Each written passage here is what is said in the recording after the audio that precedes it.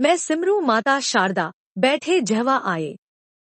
कार्तिक मास की कथा लिखे कमल हर्षाए। नैमिषारण्य तीर्थ में श्री सूत जी ने 88,000 सनकादि ऋषियों से कहा, अब मैं आपको कार्तिक मास की कथा विस्तार पूर्वक सुनाता हूँ, जिसका श्रवण करने से मनुष्य के सभी पाप नष्ट हो जाते हैं और अंत समय में वैकुंठ धाम की प्राप्ति होती है। सूत जी ने कहा, श्री कृष्ण जी से अनुमति लेकर देवर्षि नारद के चले जाने के पश्चात सत्यभामा प्रसन्न होकर भगवान कृष्ण से बोली, हे प्रभु, मैं धन्य हुई, मेरा जन्म सफल हुआ।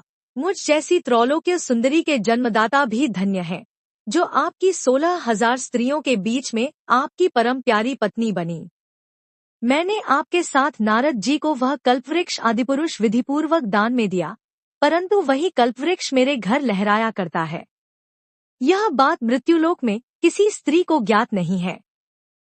हे त्रिलोकीनाथ, मैं आपसे कुछ पूछने की इच्छुक हूँ।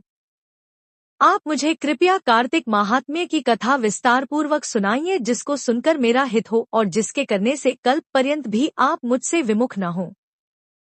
सूत जी आगे बोले, सत्यभामा के से वचन सुनकर श्री कृष्ण ने हंसते हुए सत्यभामा का हाथ पकड़ा और अपने सेवकों को वहीं रुकने के लिए कहकर विलासयुक्त अपनी पत्नी को कल्पवृक्ष के नीचे ले गए। फिर हंसकर बोले, हे प्रिये, 16,000 रानियों में से तुम मुझे प्राणों के समान प्यारी हो। तुम्हारे लिए मैंने इंद्र एवं देवताओं से विरोध किया था। हे कांते, जो बात तुमने मुझसे पूछी है उसे सुनो। एक दिन मैंने श्री कृष्ण तुम्हारी सत्यभामा इच्छा पूर्ति के लिए गरुड़ पर सवार होकर इंद्रलोक जाकर कल्पवृक्ष मांगा।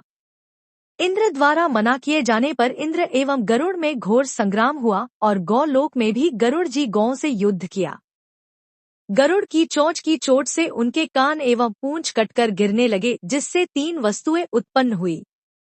कान से तंबाकू, पूंछ से गोभी और रक्त से मेहंदी बनी। इन तीनों का प्रयोग करने वाले को मोक्ष नहीं मिलता। तब गौं ने भी क्रोधित होकर गरुड़ पर वार किया, जिससे उनके 3 पंख टूटकर गिर गए।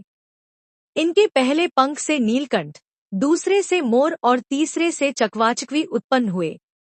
हे प्रिये, इन तीनों का दर्शन करने मात्र से ही शुभ फल प्राप्त हो जाता है।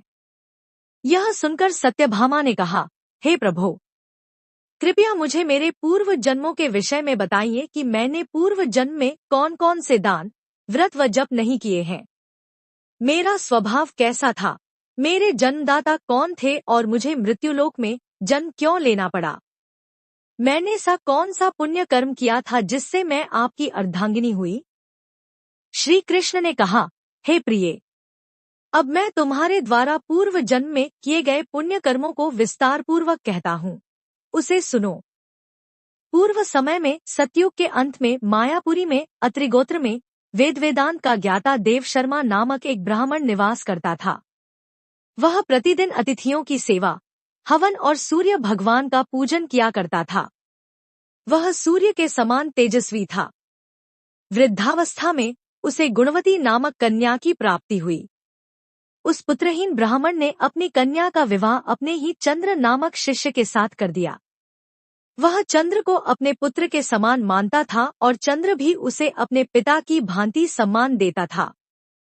एक दिन वे दोनों कुश व समिधा लेने के लिए जंगल में गए। जब वे हिमालय की तलहटी में भ्रमण कर रहे थे, तब उन्हें एक राक्षस आता हुआ दिखाई दिया।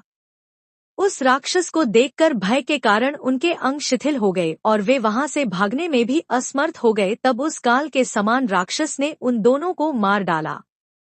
चूंकि वे धर्मात्मा थे, इसलिए मेरे पार्षद उन्हें मेरे वैकुंठ धाम में मेरे पास ले आए। उन दोनों द्वारा आजीवन सूर्य भगवान की पूजा किए जाने के कारण मैं दोनों पर अति प्रसन्न हुआ। गणेश जी, शिव जी, सूर्य व देवी, इन सब की पूजा करने वाले मनुष्य को स्वर्ग की प्राप्ति होती है। मैं एक होता हुआ भी काल और कर्मों के भेद से 5 प्रकार का होता हूँ। जैसे एक देवदत्त, पिता, भ्राता आदि नामों से पुकारा जाता है। जब वे दोनों विमान पर आरूढ़ होकर सूर्य के समान तेजस्वी, रूपवान, चंदन की माला धारण किए हुए मेरे भवन में आए, तो वे दिव्य भोगों को भोगने लगे।